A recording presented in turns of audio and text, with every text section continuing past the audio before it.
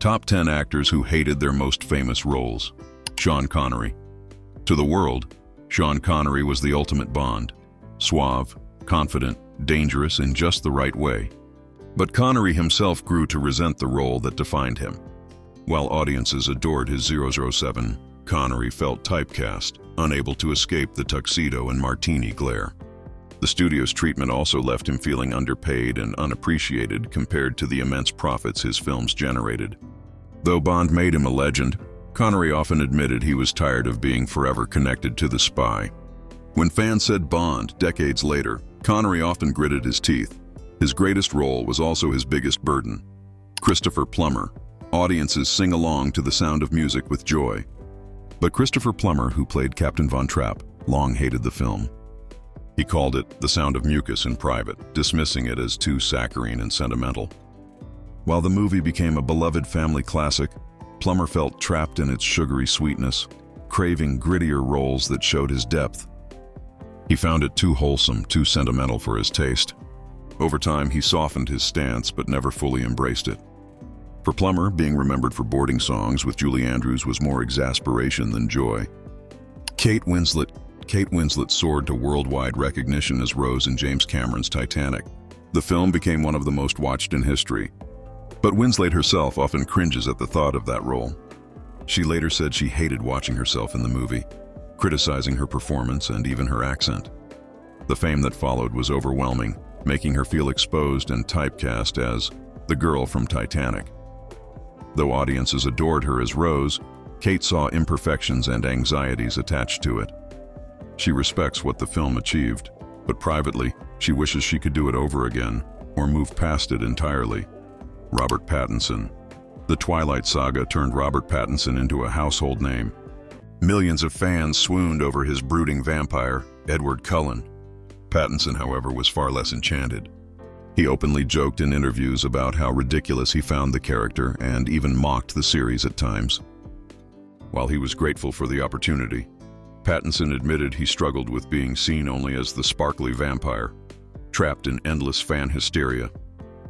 For him, Edward was a cage that took years to escape. Only much later, with riskier roles, did he finally shed the shadow of his most famous part. Alec Guinness.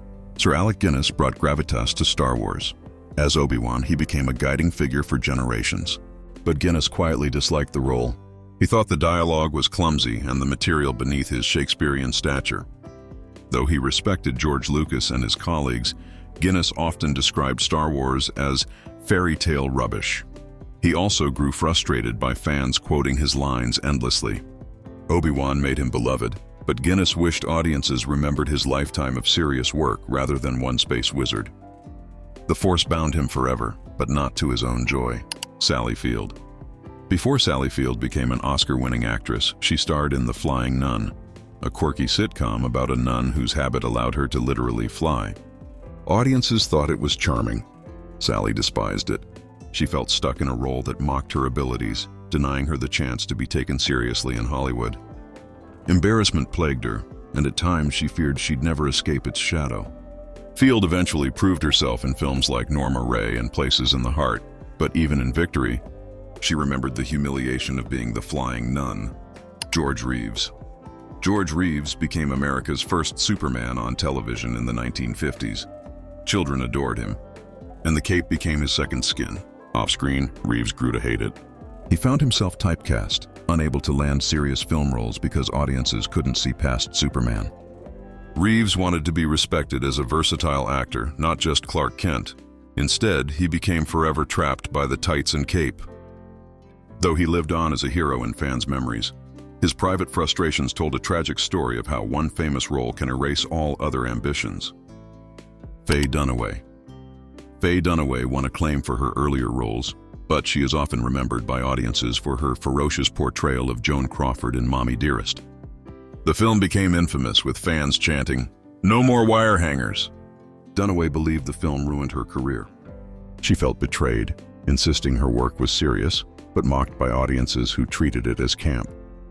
She hated being remembered for a performance that turned into a pop culture punchline. While it built her notoriety, Dunaway carried bitterness toward a role that overshadowed her more nuanced work. Marlon Brando. Marlon Brando electrified cinema in A Streetcar Named Desire, changing acting forever. His raw power as Stanley Kowalski became iconic, but Brando himself despised the fame it brought and the constant association with brutality.